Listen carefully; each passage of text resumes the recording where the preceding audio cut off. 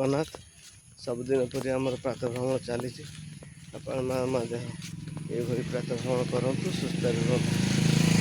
ଦୈନନ୍ଦିନ ଜୀବନରେ ଆମେ ଯେଉଁ ପନିପରିବା ଖାଉଛେ, ସାରୁର ପ୍ରାଧାନ୍ୟ ଅନ୍ୟତମ। ଏଥିରେ ଭଲ ପରିମାଣରେ କାର୍ବୋହାଇଡ୍ରେଟ୍ ଥାଏ, ଯାହା ଶରୀରକୁ ଦୀର୍ଘ ସମୟ ପର୍ଯ୍ୟନ୍ତ ଶକ୍ତି ଯୋଗାଇଥାଏ।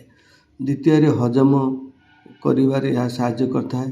ଏଥିରେ ବହୁତ ଫାଇବର ଅଛି। ସାରୁରେ ପତ୍ରରେ ଭିଟାମିନ୍ ଏ, ଭିଟାମିନ୍ ସି ରହିଥାଏ, ଯାହା ଆଖି, ଚର୍ମ ରୋଗ ପ୍ରତିରୋଧ କ୍ଷମତା ପାଇଁ ଉପକାରୀ। ହାଡ଼କୁ ମଜବୁତ କରିବାରେ ସାରୁ ମଧ୍ୟ ସାହାଯ୍ୟ କରେ। ସାରୁକୁ ଭଲ ଭାବରେ ରାନ୍ଧି ଖାଇବା ଆବଶ୍ୟକ। କଞ୍ଚା କିମ୍ବା ଅଧା ସିଝା ସାରୁ ଖାଇଲେ କେତେ ଲୋକଙ୍କ ଗଳାରେ କୁଣ୍ଡେଇବା ହୋଇଥାଏ, କିନ୍ତୁ ତାକୁ ଭଲ ଭାବରେ ସିଝିବା ଦରକାର। ଏଟା ହେଉଛି ସିଜନାଲି ଖାଦ୍ୟ ଏବଂ ସାରୁ ସମୟରେ ସାରୁ ଖାଇବା କଥା। ଏବଂ ଆଉ ଗୋଟେ କଥା କହିବା ପାଇଁ ପଡ଼ିବ, ସାରୁ ପ୍ରତ୍ୟେକ ରୋଷେଇରେ ଆପଣଙ୍କର ପଡ଼େ।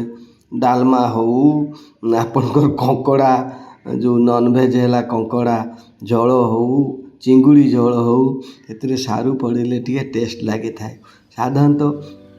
ଆଉ ଏଥିରେ ବହୁତ ଭଲ ଭଲ ଉପକାରୀ ଥିବାରୁ ଆପଣ ସାରୁ ସବୁଦିନ ଆପଣ ଖାଇଲେ ବି କିଛି ଅସୁବିଧା ନାହିଁ। ହୃଦୟ ପାଇଁ ବି ଏଟା ଭଲ ଭାବରେ ହୁଏ। ସାରୁରେ ପୋଟାସିୟମ୍ ଥିଲେ ବ୍ଲଡ଼ ଯେଉଁ ଆପଣଙ୍କର ସର୍କୁଲେସନକୁ ଠିକ୍ କରିଥାଏ, ବ୍ଲଡ଼ ପ୍ରେସର ବି ମଧ୍ୟ ଠିକ୍ କରିଥାଏ। ତେଣୁ ଏ ସାରୁରେ ଏତେ ଉପକାର ଥିବାରୁ ପ୍ରତ୍ୟେକ ଜନସାଧାରଣଙ୍କ ଅନୁରୋଧ, ଆପଣ ୟାକୁ ଉଚିତ ପରିମାଣରେ ଖାଆନ୍ତୁ, ଶରୀରକୁ ସୁସ୍ଥରେ ରଖନ୍ତୁ। ଜୟ ଜଗନ୍ନାଥ।